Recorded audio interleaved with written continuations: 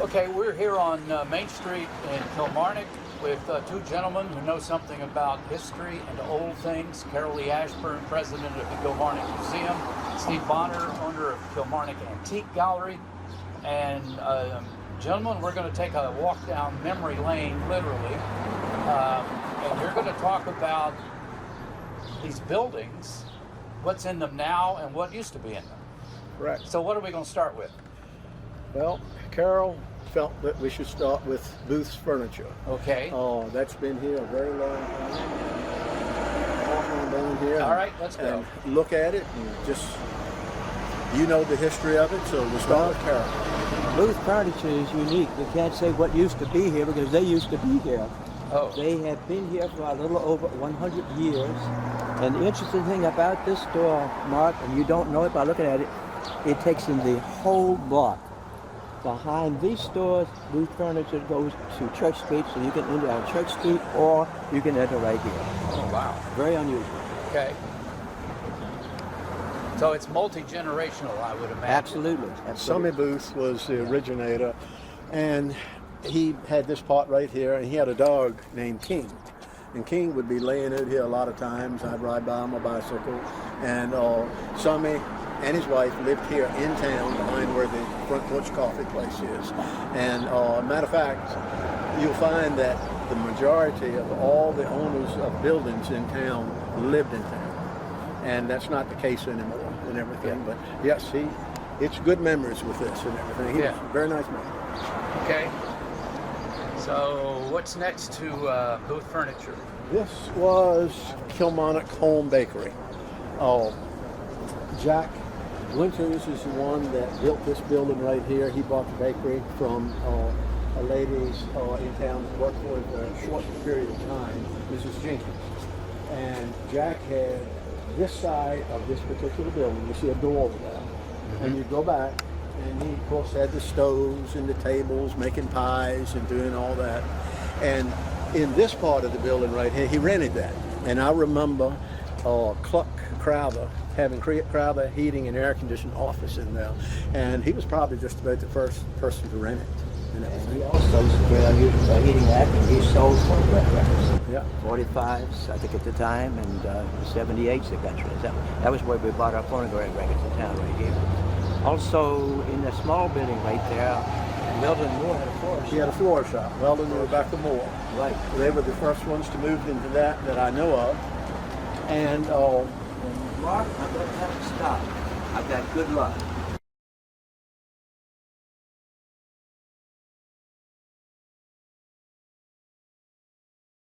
I'm 11 cents richer than I was when we started. Okay. you can split that if you want. And he had this place here. Of course, they added the top to this years later. It's got a second floor and everything.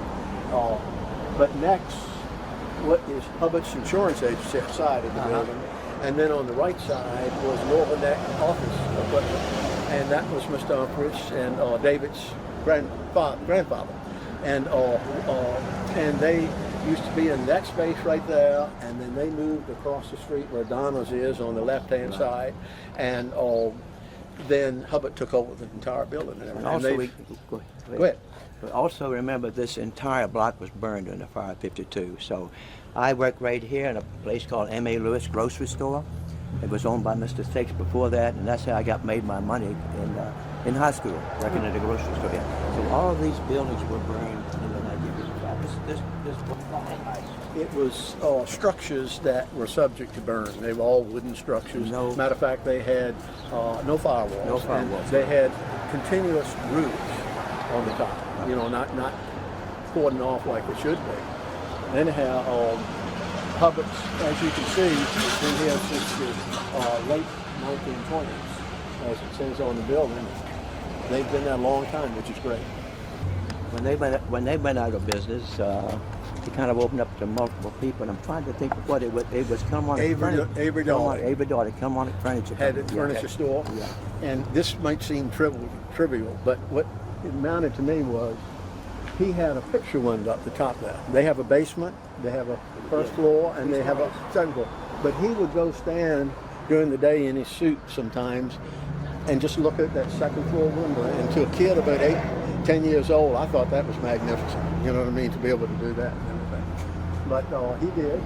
That was the original one, and it was a good furniture store. You got booze, and you got that. And, then we come to. You want this one? You go ahead. All right. This was Western Auto. Correct. Western Auto was half of the size that it originated to be. It started here. Stanley Slate, he lived in Whitestone, and Earl. Remember Earl? Earl Davis. Yeah, he worked for him hundreds of years. It seemed like 'cause he was always here. I also worked here. Yeah. In my later years of school, I worked in, and after school, I had a job here. I was transferred to Fredericksburg. And I can tell you, this is a quick story. And the Fredericksburg store was in the flood zone.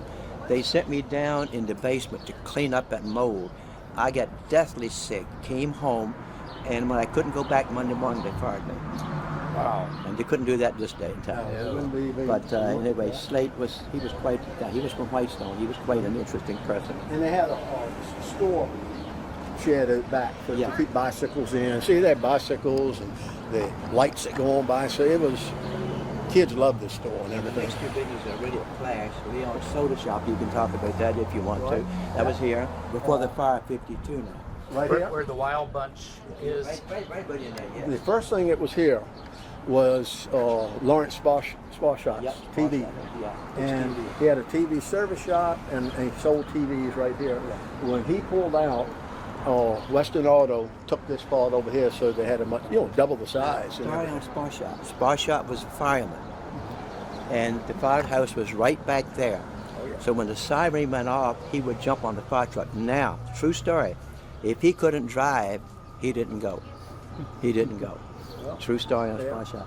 But so Leon's Soda Shop was also destroyed in the fire. Right. That wasn't rebuilt, and that was one of the cleanest places in town. And that's where all the teenagers went. And I tried him one day. I picked up an ashtray, just walked over just to see what was going to happen. So he let me go to the side of the door, and he comes and said, "Bring it back." So I did. And then another one was an icon, was the furniture, not the furniture store, the hardware store, Rob Sherman. Right. That was where the old potbelly stove was. That's the next one. And that's the next That's one. And very Steve, next you door. can finish up Yeah, that. Rob. He lived right down the street. Yeah, he really, where Kilmarnock Inn is now, but he really didn't care whether they sold anything. Oh, no. And to give you a little place story, to have. he sold paint, and I remember the man selling him hardware sold him a small hammer. And of course, he'd be sitting back by that stove, potbelly stove, him and Mr. George and all that. Anyhow, the man, he sold out of all of them. So the man that was taking the order said, "I guess you want more of those little hammers." He said, "No, indeed, that's worked me to death having to get up and sell that." So he was there to enjoy life because they owned a lot of these buildings. And that's where everybody went to. The potbelly stove. Yeah, they came in the back door. Yeah. And they just sat around there in the morning. That was the place to be, Exactly. and to know what was going on. Exactly. And everything. All right, Steve, you go ahead from there. Take me up to This one next to where he was, originally was Dean's Apparel Shop. I don't know whether you remember that. Dean Chambers. Dean Chambers took over after the 52 fire. Right. It was Sergeant Brent's store, and Dean Right. was a son-in-law. So after the 52 fire, Dean, I hope there's no relatives listening, Dean wasn't too ambitious, and it didn't last very long. But it went from there, and I'm trying to think, somewhere along the way, Ben Franklin came in. Right. When Ben Franklin moved up the street, Lipscomb's Furniture came in. Right. And I think when they left, it became Salt and Sand, but before that it was another name, but same, Right. same, I Yeah, think so. That was originally, I think, Ben Franklin, Yeah. Mr. Neff, Mr. and Ms. Neff, Yeah. and Paul and Pauline. And they started that, and of course it was a brick building, which was needed. And as you can see, all of these are hooked together, and to keep so many and fires. all of them had second stories, which had no firewalls. Yeah. So Mr. Neff, my daughter worked for him in college, and my first cousin worked for him at different times. Their jobs was to watch you and me. Their only job was that we didn't steal anything. That's all they had to do. They may believe they were straightening up stuff, Yep. That was their job. You could go in the store, and they would be standing at one aisle, and if you went to the next aisle, they moved on down to the next aisle. Nice guy. Yeah. And he came from Punxsutawney. You know what that means? So he's a Punxsutawney Phil guy. Yeah, that was really good. It pretty much takes care of this block. Yeah. So they wanted. Well, you know, one more thing on Mr. Neff, that, you know, he watched things. That station opened up over there. Was that Benny? That did that? Yeah, it's his son-in-law. Yeah. He sure did. My grandmother had a tractor trailer bed put over there and an organ put on it. And she did that a couple other places. Oh, yeah. For me to play for the opening. And I was like, 10 years old or something. Anyhow, after that was over, he said, come over to the store and pick out anything you want. I picked out a model airplane that you could had a motor on it and everything. He said, well, you got the most expensive thing in the store. Why not? So, but anyhow, that was great and everything. Yeah. All right. Did y'all read the book to each other? Not yet. See these ladies right here? Is this what you're doing? That's what I gave you. Yeah. Oh, in the car. I didn't see you, and I Yeah. was shaded. Yeah, we've given away probably 3,000 of those and everything because he's our mascot. Spencer is and everything. So when I see somebody, like you all saw him in the car when we had gone in, and Spencer. started talking to him. So I wanted him to talk back by you having his book and everything. Thank you. Yeah. Yeah, it was very cute. It was very cute. Thank you. What are y'all working on? This gentleman right here, we're doing. We grew up in towns. He did and I did. Okay, he's got a little bit more history than I do, but we're going through all the buildings and tell what it used to be, what its original basis was, why this building was built right here, and just trying to. When people look at a building, they can say, well, that used to be such and such. And then from that video, we hope that people will add something to it. You know, they'll comment, just like Carrol. He worked for a couple of these people that was going so far. So it's try to do that, but he can explain it to you too, you know, what we're trying Very to do. fun. And we just launched a new YouTube channel called the Northern Neck History Channel. Oh. And you can go on YouTube, just search Northern Neck History Channel. We have 9 videos so far. Okay. That's And, fascinating. Yeah. I'm going to do that. Okay. Thank you. Thank you, guys. Yeah. Have a good one. Have a good day. Yeah.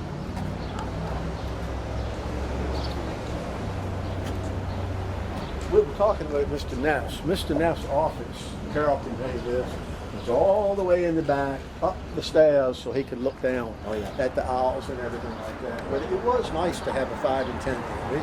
We had another store over there, you know, Colonial and everything. But no, this was a great addition to the town.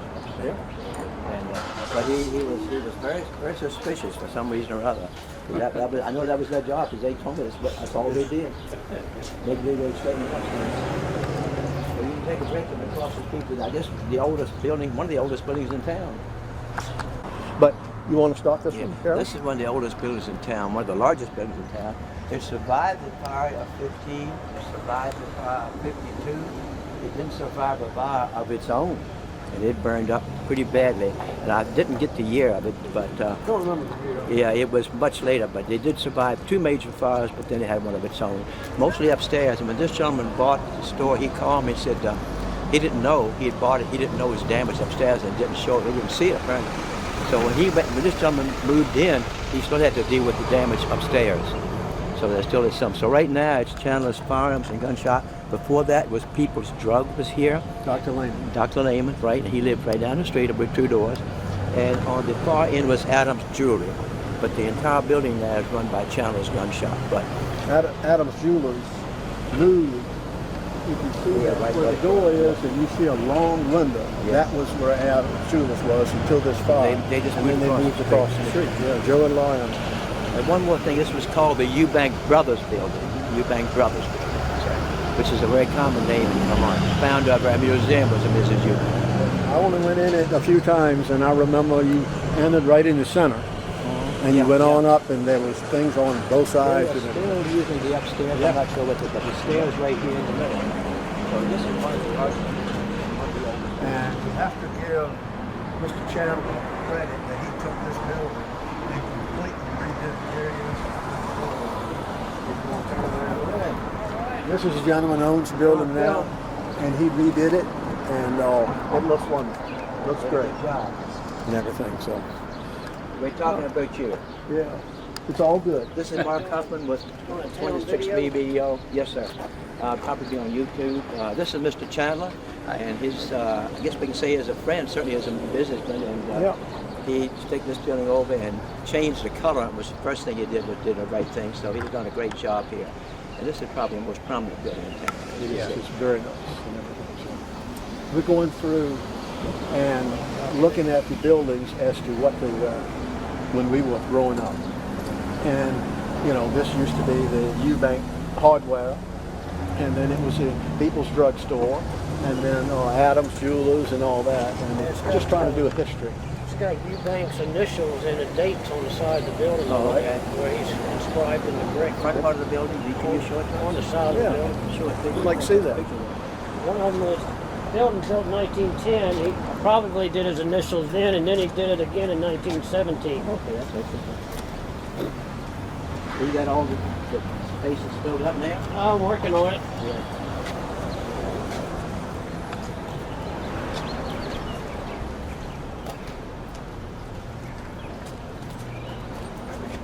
WAE 1917.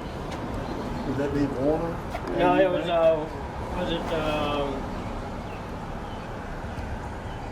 was it William Augustus Eubank, maybe? Okay, Yeah, that's yeah, Augusta yeah, Street right yeah, over there. Yeah, in 1917, and then he did it again here.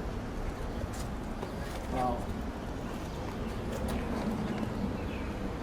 That's neat.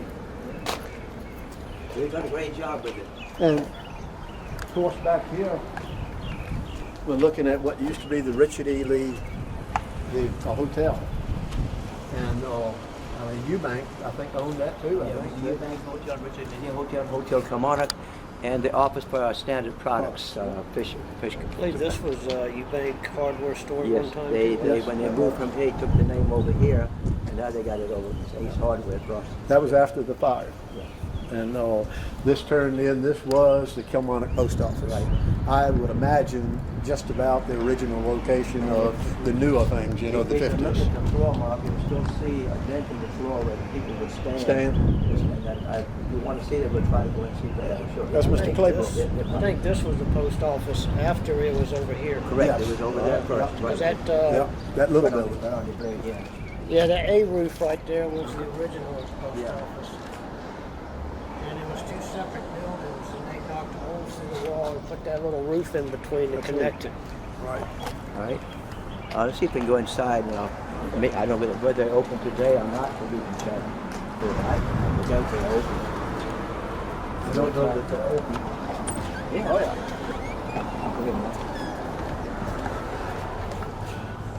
Now, this used to be the counter across here. Okay. Okay. People waiting at the counter. So what are we looking at? This is where the old post office was, and the counter was across here. It was actually not a counter, it was an enclosure that you do. So many people stood there. And people would stand there, get stamps. They just painted, they never have replaced it. And then they go around that way to get their mail and different things like that. Okay. And that's probably where the bars came from. Have they been on here? Yeah, yeah. So I don't know, but anyhow, that was, and then they moved over on Waverly Avenue. Okay. All right.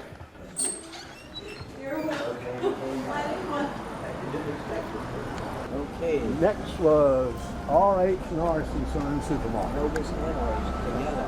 Yep. Novus was So this was where Norris Supermarket was? Yes. Norris Supermarket was in this building, and the two windows there was my great-grandfather, my grandmother's father. There's two grocery stores side by side. This was run by Albert Noblet, who always parked in here with a straight stick, a 37 Chevrolet, and when he would go to back out, you just had to watch her, but he wasn't looking. And I'm not sure about 1937. I'm not sure what the year. Whatever. But it was an old car, and he would race the motor with him, because I worked across the street at that time. He did. And he would race the motor and race the motor, and he wasn't going anywhere, he tell you that, but he wasn't to go real fast. But we always watched him. We never got hit. But, so it was Albert. Hugh Norris is the one that used to run this, and then of course he had Jed And he working took, for him. he took the whole thing over. He had that when I was in town running around. He had both sides. And Yeah. see where the building went all the way down to. That was Norris's soup bar, and it was all Norris's.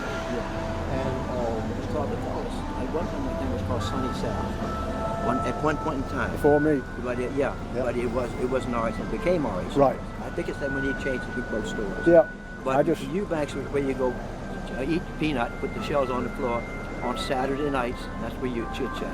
Yeah, that's good. Norris' store right there, or Eubanks rather. yeah. With Mr. Noble.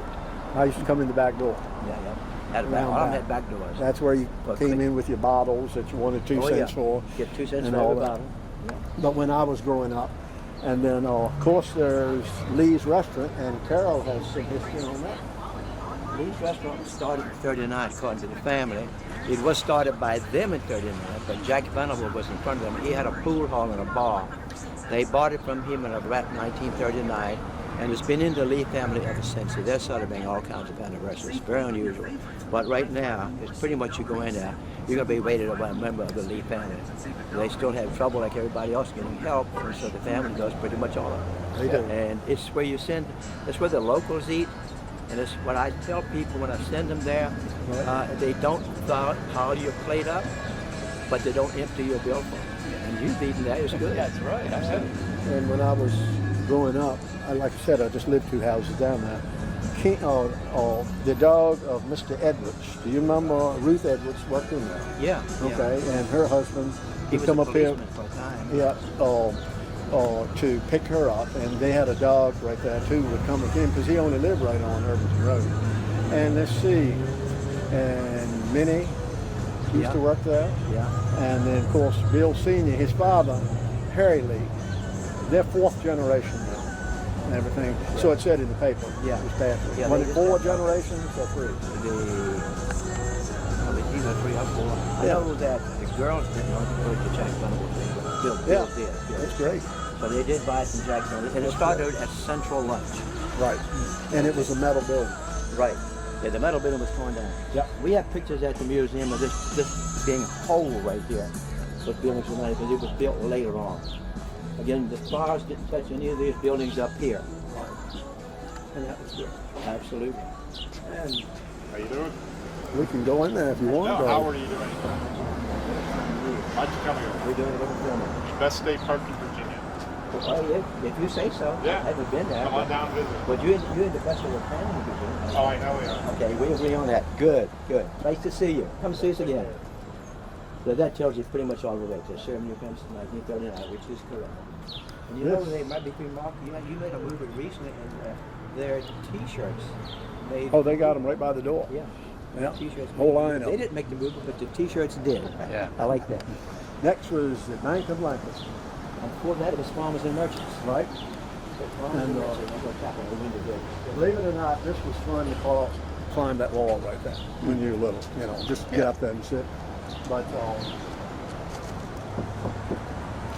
this was Farmers and Merchants, and then became Bank of Lancaster, and the president was Neil Spriggs. And I used to go in there because he was my neighbor across the street, and to sit and talk to him. There was a few people in the back, Mrs. Spriggs, Adele Spriggs, Ma Brown, they called her, Mrs. Hinton, and E.J. Webb. And they pretty much ran the whole bank. Well, I I mean, can remember this when I worked over, first worked away. I got married. I wanted to build a home. So I walked over one morning and said, Mr. Spriggs said, I want to get a loan. And so he had filled out the application. He said, you don't make enough money. I said, well, my wife does. He said, she might get pregnant. I said, that's a little personal. That's a little personal. So I was turned down. I remember that. This is Jenny. Jenny. Hi. How are you? I'm good. How are you? I'm doing fine so far. Good. Wanted to come get you on video. Oh, well, Say hi to Facebook. you Oh, can okay. star in She that does her video. Facebook, by the way, Mark. Yeah. She does her Facebook, yeah. Yep. How are y'all This doing? is Mark. You met Mark? Yeah, we've had lunch. Of course we did. Of course we did. You haven't met Steve. Well, yes, I've been to your store. There you go. It's all I wanted to hear. Thank you. Appreciate She it. didn't buy anything, but she Yeah. And everything. But yes, this is a good memory where this, of course, they've moved down. Yeah. And they become what they've become now, you Well, know, they Blue changed Ridge a couple Bank. of Blue Ridge, and that made change. Yeah, Yeah. something before that and everything. But it was a good local bank. Let's put it that way. Was. Got the right When I got my allowance of $1, I would come in here and put it in the bank every single. I have the book. I still have the book where I got to tell you deposit. this. I'm gonna say, Steve was the biggest pest in town, I've heard that. and he still is. No, so, go, Steve, you can tell you can just follow up on the story, but you and your dogs, and it wasn't a pest. No, he went everywhere with me. That was Buzz. You could take him in the stores and. The bad part was all the neighborhood's dogs. There was 8 of them. They would follow my dog, and they'd all around this corner with me. We lived down there. When he went in the store, And I would go in the store, they would get out front. Nobody could go in, nobody, and the owner of the store would say, "Oh, can you please leave so people can get in and out the store like that?" And I just go right on. Good memories. Yeah, absolutely. Good memories. Okay. All right. Y'all have a great Thank you. afternoon. Thank you. Thank you for the Facebook notice this morning. All right, you got to get the history here now. What was here? This was Kilmarnock Drug Company, Rexall Drug Company, and it was Dr. Lowe. That was like Dr. Lehman was over, and this was Dr. Lowe. He was on this building right here. He was a pharmacist, and he was the owner of it. Dr. Lowe is also a mayor of the town, and this is also called the professional buildings. Rooms upstairs have apartments, and one lady lived up there, and I don't believe there's a ghost up there. Yeah, when she closes her door, she sees shadows going by her door, and when she opens it, there's no one there. That's one of the 4 places in town that are supposedly haunted. When I see a ghost, I'll believe it. Okay, this is where most of the kids after school that were over at the school over on School Street would come in here to eat French fries and Coke and everything. Remember their special drink? This was my grandmother's original floor shop on the floor. It's right here. And I think before that there was a doctor's office here for just a little while. I also had an attorney Right. later on. Yeah. But do you remember the special drink that they had? And you couldn't get anywhere else because nobody ever heard of it. It was called a short chocolate. Hold on. You get one of the Coca-Cola glasses, they put a little chocolate syrup and stir it up with milk, and they call it a short chocolate.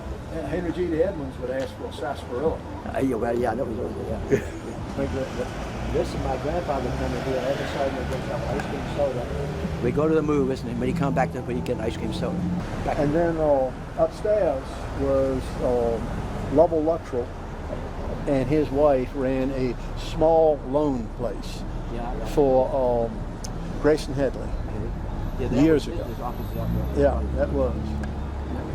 I see you go with this one. This is another automobile dealership. Yeah, this was Harry Bean. Harry Bean had, what was it? Was it Standard Motor Company? Was the name So of this it. was a car dealer? This was a car dealer. That right there was where you went into the shop, right there with a double door. I used to have a go-kart. So we had a car dealer here and 3 over there. Yeah, All right here. we did. Here. And we had Hayden Pontiac, and we had all the. Well, Now, I bet you don't remember this. The dollhouse. what now? The dollhouse was here. I don't remember that. Brenda Sharp was here. She was here for several years. And she rented it from Sam up in San Francisco. Yeah. And she got a flood here and actually had to close the business because she didn't have flood insurance. I helped her clean out, but I almost finished cleaning everything out. She had thrown away so many dollars, it's unimaginable. The insurance company called her back. They had changed their mind, and they decided they would pay. The overhead door was right there, Yeah. and it went all the way through. And I had a actual go-kart that had gotten from Dew and Henderson for Christmas one year, and I'd roll around the corner, and I'd go through there, and Harry Bean would grab his broom and try to get me when I was going out the back door and everything, but I was always. Well, William Bean, remember William? Yeah. He would play football. Yeah. And his mom stopped him from playing football because Barbara Goodman hit him so hard that she was afraid that she would hurt him. The story there. That's a true one. And Barbara Goodman was like a tomboy. Fairfax Theater. And the front of it has changed quite a bit. It used to be old What Spanish. was it? Fairfax Theater. It's a movie theater. Okay. And this was built back in the 20s. There was no building right next to it when it was first here. You have a picture of it that we'll show you. And it was old Spanish. It really was a beautiful building. And the one thing that people really remember, do you remember that clock on the left-hand side, Yeah. that round standard motor company. Oh, said yeah, on yeah, there, sure and it was, was yeah. bluish purple, and I'm sure they put it in there and paid for it, but everybody remembers that clock. Also, you remember the giveaways on Thursday nights? Right. They would have a cash giveaway, Yep. and that became some slander about that, whether it was really on the up and ups. I can't believe it's exorbitant. You had to be there to be. Oh, you had to be there to get the money. I know my dad When wanted they'd to, so have he a didn't complain. horror movie, when we'd come over here, my brother and I just tried to beat the other one out of here because we lived, like I said, 2 stores that moved up home town. And we would get there, and then we would hide. Whoever got there first to scare the other one, like that. And it worked each time. You had to get home, but it was scary. It was like that, but it was great. And I actually one time they used to let me go up sometime in the projector room and pull the sound over with that box and then hit that one to make it go, and then it rewind. You could hear them rewinding the film. Well, actually, I was taught to run those things. When I went into the Coast Guard and I finished boot camp, I was shipped out to Boston. I really wasn't happy. So I go up to Boston by train, go into the building, get my assignment. The guy says, "You're from Virginia." I said, "Yes, sir. How would you like to go back?" I said, "That's fine with me." They sent me to the Norfolk Naval Base to study filming, like you're doing, on the old projectors for 30 days. So that was my hard work for 30 days. Did I use it in the Coast Guard? No. There was no use for it. We didn't do anything with the movie. We were waiting for this day. Yeah. So if you want to get the ghost story, the theater. So not That's where they used to run up. you don't look happy to me. Everything okay? Yeah. Okay. Yeah. Okay, good enough. Yeah. All right, what we do have here, Mark, is something we got started. You look up all around here, it's the Wall of Fame. The Sports Wall of Fame. We got around 70 pictures here of people that's been great and spiced in sports of all kinds. This includes the Lower Northern Eight. You'll see Jim Coates there, Dean Loudy, and just goes on and on. Shorty McCrovey. And we got so many more that can't go in here right now because the building's not open for people. So was this the auditorium for the? Yes, Yeah. this was. You went through this door right You go here, through this door. The concession was right and it here. went downhill. You know what I Yeah. mean? You walk down Oh, yeah. to do it. And Yeah.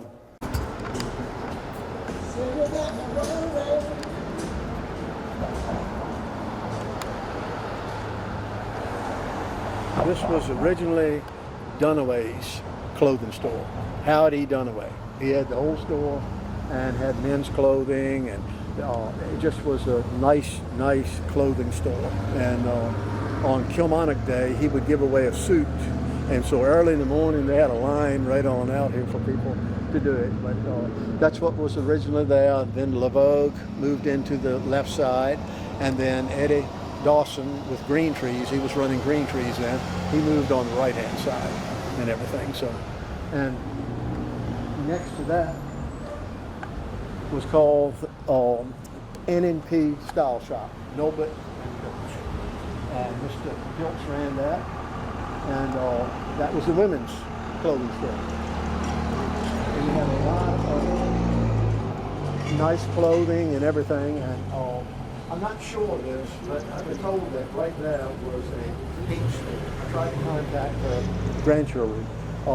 Davis was the person. Miss Davis ran a paint shop, and she was kin to the ones that did the planing mill and did all that like that. But yeah, this has always been the two nice stores, to buy that and everything.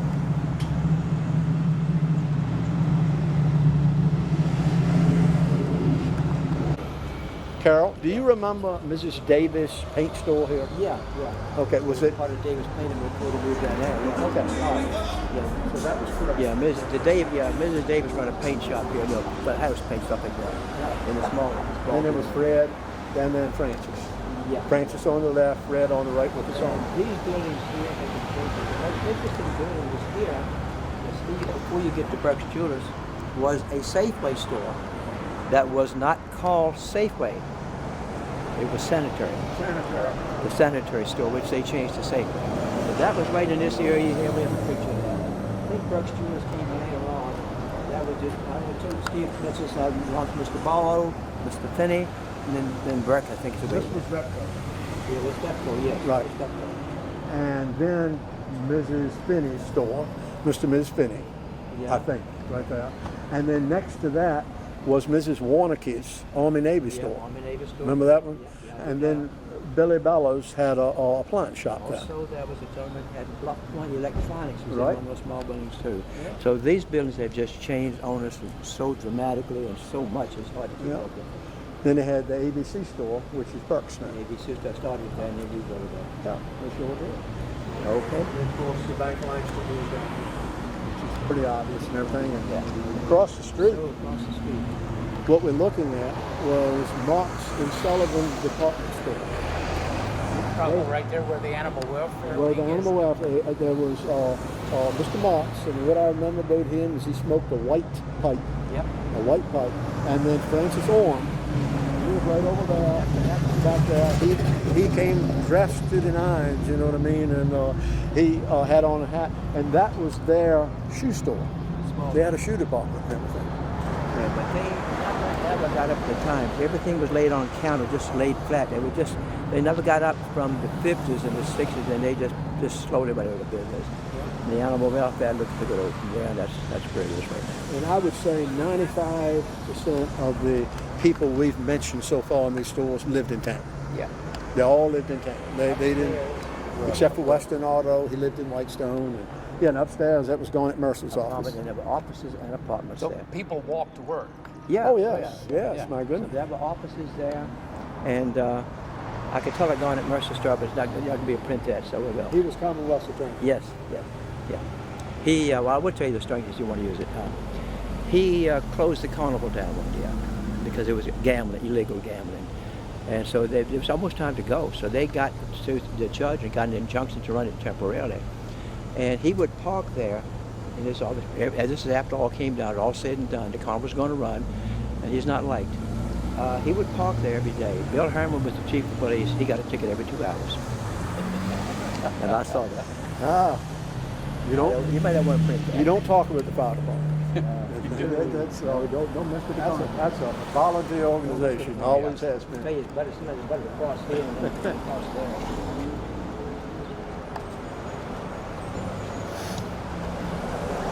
So this building here has been vacant as long as I can remember. It's been vacant along. It was R.E. Michael people supplying people with electrical and money. It was not that far out when it was originally there. When it was Cockrell Supermarket originally, it was back even with where the river is. That was right. But then when he added on, he went by the back of that row there that it could be outlet for and everything. And do you remember Junior Harvey? Yeah, You the remember store was his he right on the corner. He actually was in the old carpenter book, Yeah. and then they redid the store like this. And that store's never going to be rented. Just leave it at that. It looked like an old house. They did. Yeah, and when he left is when John Robert Cockrell added on to the building.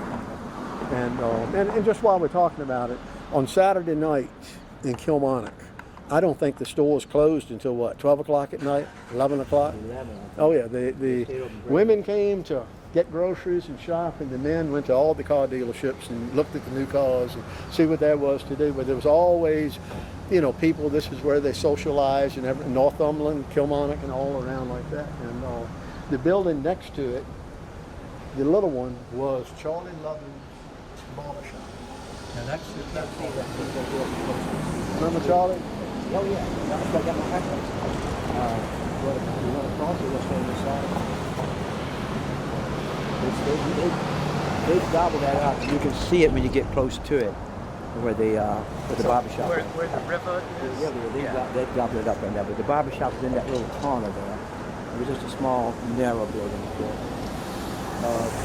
Sometimes 2 barbers, most of the time. All right, so Do you remember what was in that big building? the river was at one point in time a bowling alley. Later on, it was Mortimer Payne TV. Mortimer service Payne's TV shop. And he was from Sharps. He was from Sharps. He drove from Sharps every day He too. drove from Sharps, but first it was a bowling alley. I think Davis ran there. There's a bowling alley there. Right? not to my knowledge was there's anything in between it, but those two places. My brother actually worked for Mortimer Payne, and he was laid back where, you know, if you bought something, that's okay. If you didn't, he didn't bother to get up when you came in the store because he didn't Herman bother. Goldbranson worked for him. Yeah, Herman Goldbranson, yeah, Herman Goldbranson. So there's a lot of people here in this small town that would not get up. Some, I would speak to you, but they looked like they were lazy. But it was just a small town way. We were used to it. Nobody got up, you know. I think I'll take this one. Well, okay, I'll get take care of it. So Mortimer Payne there, and then that was the big experience was Crowther Ford. Steve made that too. Where Charlie Loving had right on the left-hand side. Yeah, part of this. And the next was Crowther Ford Sales. Crowther Ford. That's Our biggest competitor next door. it's three different That's businesses. the red brick building. It's all of them, the whole thing. Oh. It's a River Antiques and Accessories. Oh. There's 3 stores in there now, but it's all one. Okay. And by Crowther. Crowther. You want to get in the roof over here? Hello. How you doing? So Crowther Ford was here, right next door. And that was a Chevrolet Olds dealer. Next door to that was the Buick dealer. So it's 1, 2, 3, 4 dealers right here in downtown Kilmarnock in one bar. And that we don't have any in town. Yeah. Not a one. As a boy, this is where we hung out more than any place. Right, this we is- could go back in the this is shops. really the main and, area. we went back there. There was Fillmore McNeil. Yeah. There was Ellis Hawcom, Booker Taylor, Yeah. Eugene Hale, Bobby Crowther. There was Marie Sampson, the secretary. Yeah. And we learned, Wilson Evans and I did this. We just toured every day. There was a condenser, a little condenser with a wire. What it did was hold electrical, little bit of current, and we learned how to charge it with a plug on a car, you know what I mean, on a plug wire. Then we just lay it down in the shop, you know, until somebody came along and it would shock them, you know. So after that, As you whenever see, they we were were doing it, confident. they were walking around with pliers and tapping it and seeing if it was electric. You can see how popular he was in there. That's But part of it's- mine. but it- I had to live up to Oh yeah, yeah. mischievous. Well, that was so odd that somebody called it right here and no more. It's like I tell people when they come down the hill, they come here from the mountains, they come down the hill up here where the mill is. I said that's the best we can do for mountains. But that's it. All right.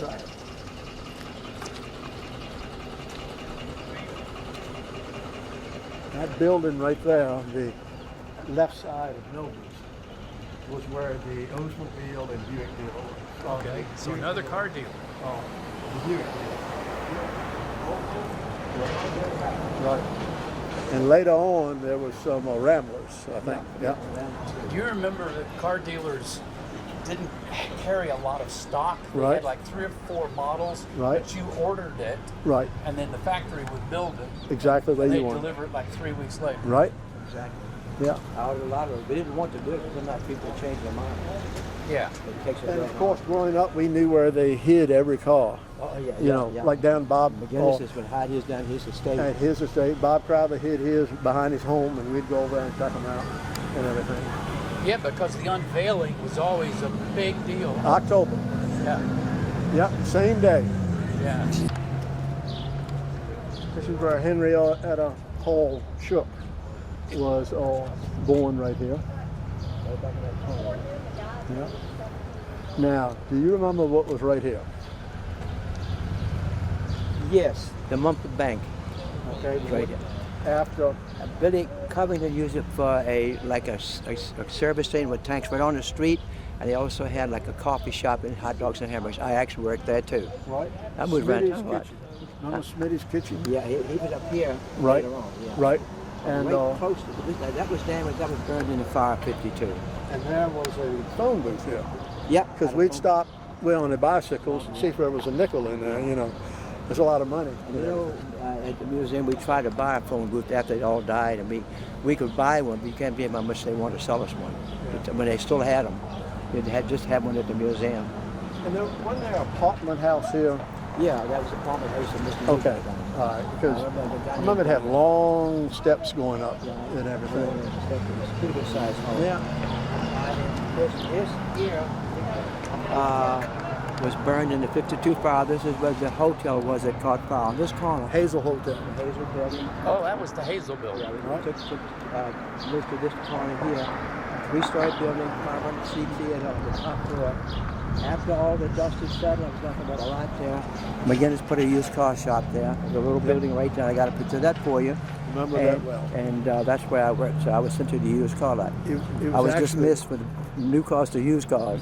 I think it was a shot down. It was actually the frame of the foundation of the Hazel Hotel. Right, yeah. It was a step up. And everything was torn down but the foundation, and that's where the shop was, where he was, Francis Talley was, Boots McKinney was. Commode, the toilet is right there. Right where the restroom is, there was a little building. So you're saying this was what? Chesapeake Bank. The Hazel Hotel first. Yeah. And that burned down. And then it was a car lot, used car lot for T.D. McGinnis, where Carrol was, Francis Talley was, Boots McKinney was, and I won't tell them y'all used to play cards in that. I didn't play cards, but they did, yeah. They did, okay. Yeah. He's immune from that, and the rest of them did.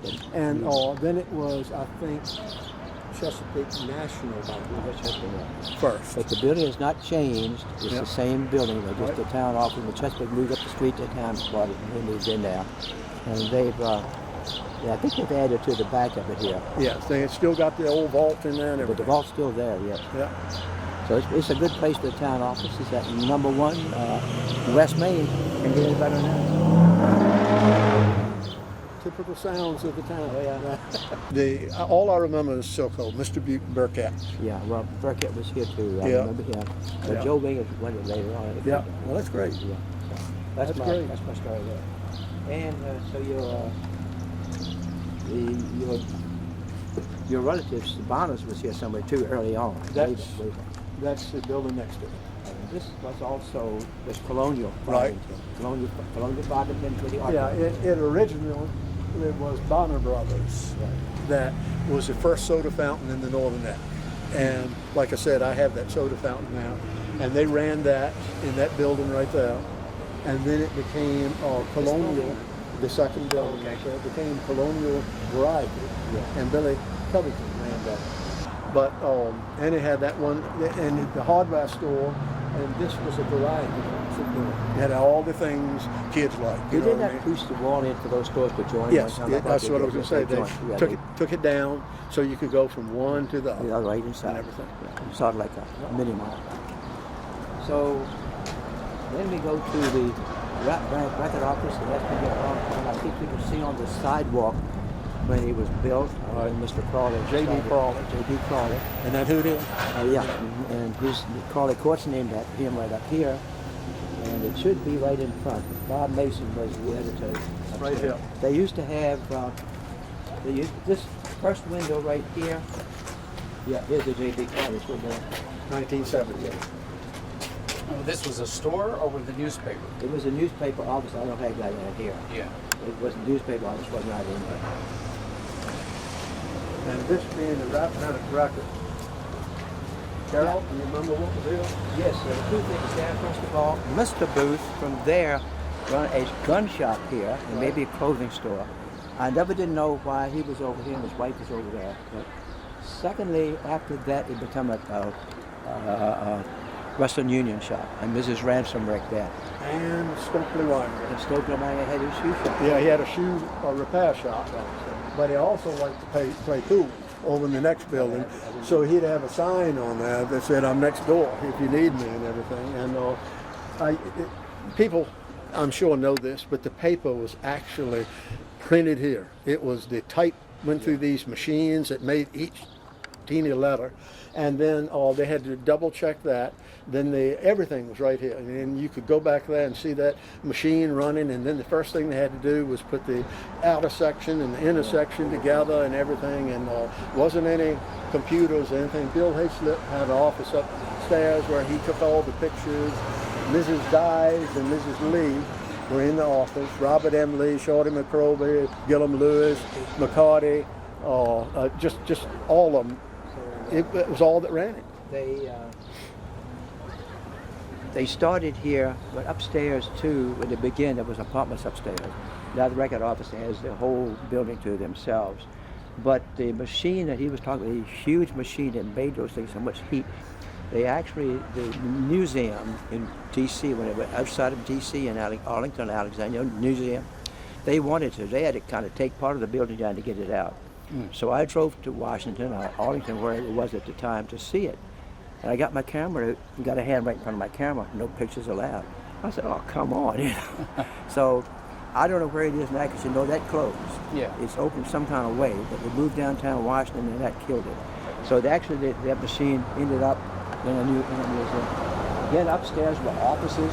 It's all owned by the record now. It's changed a lot. And this was a main alley in town. Okay? Oh, yeah. This was the main alley, the barber shop. And he had a chair in here and the pool hall. Also, Then Harry Brent Lester's father.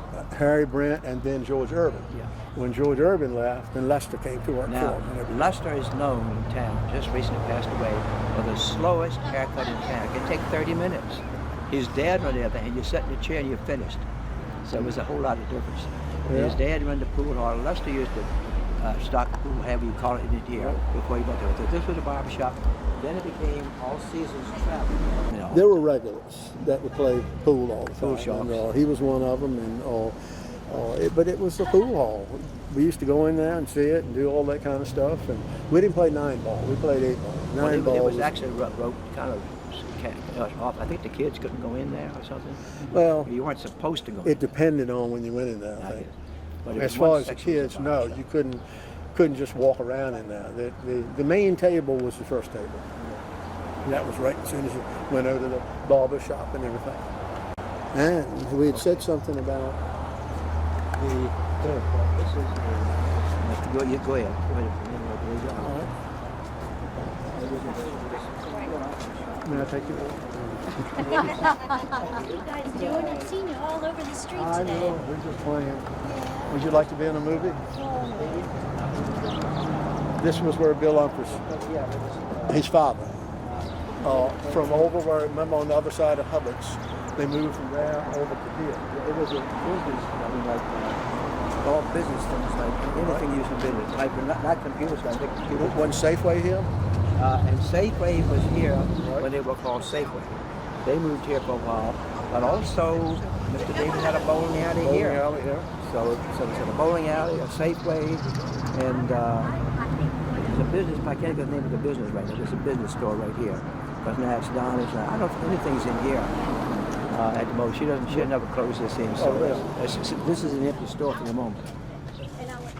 She had that, and then but Safeway moved from down there to here, and then from here over on Irvington Road, where TriStar is now, only in front of where TriStar is. They built this second building. Yeah, they were configured different too. Yeah, they were. Configured a little bit different. So now we go to Mr. Tibbs. Stuart Tibbs had this little building right in this little insert we have to start with. Junior's father. And you don't. This became Big L Tire, which is up the street now. They had a tire shop here. Sure And did. I got to tell you a story there. I came down, walked down the street one day. There was a whole ton of nails out here. They had nothing to do with it, but I accused them. You know, they were getting business. Somebody had dumped a box of nails right in front of their business because they wouldn't have swept it up real quick. But I said, you all been in trouble for business. You put nails in front of it. So then it became the vitamin shop. That's audiology, and I think something in between those. Here, audiology. Over here was the vitamin store. Right, vitamin store. That's most recent. This, I think, was added on because Mr. Tibbs it was all different. lived across the street where that house is, that purple house right there was yellow. And when this guy came, he didn't even close up. He just walked over there and would eat and come on back. Yeah. He came on back here and everything. He had his there and a couple of garage doors there. And his coveralls. Yeah, oh yeah.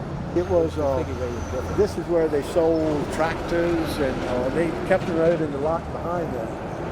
And the reason I know that is because I got up on one Saturday, and Wilson did, and we couldn't start it. It was an old tractor, and one of us stepped on the starter and it ran into the bowling alley and dug right down to the tires was spinning, and Harry Brent had to come over and, we ran. I don't even know where we went. Didn't hurt anything.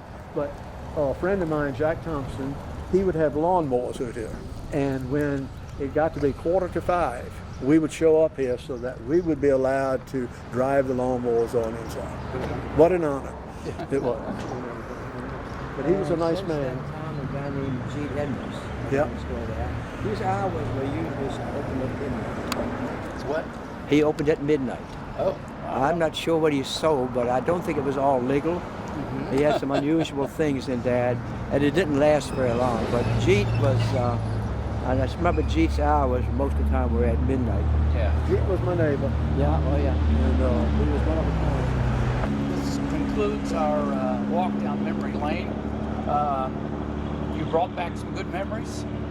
It was good memories. We had a lot of fun. Growing up in town, Carrol said some things I didn't know, and I hope I said some things he didn't, or what I'd forgotten, whatever. And we could relive it all again. It was a wonderful place to, like, if I was uptown and my mother needed me, they didn't have telephones and all that. What she'd do is start with Norris Supermarket.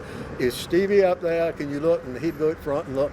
Yes, he's up by the bakery, and do like that, because that's how you didn't worry about it. Right. You left home at about 7, 8 o'clock in the morning, went home for lunch, and then came home for dinner. Well, I got one more to add. This goes back to Lee's restaurant.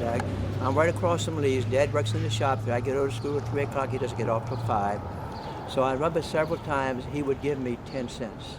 I'd go over to Lee's. I just reminded me of the day, if I could do it again. I'd get a glass of milk and a hot dog. 10 cents. A nickel for the hot dog, nickel for the milk.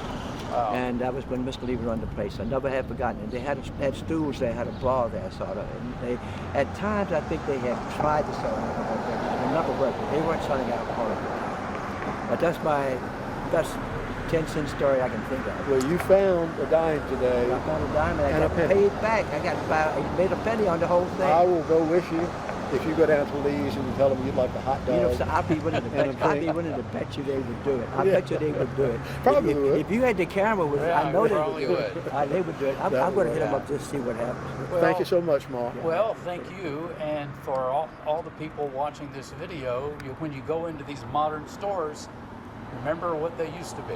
Right. Thank you. All right. Thank you.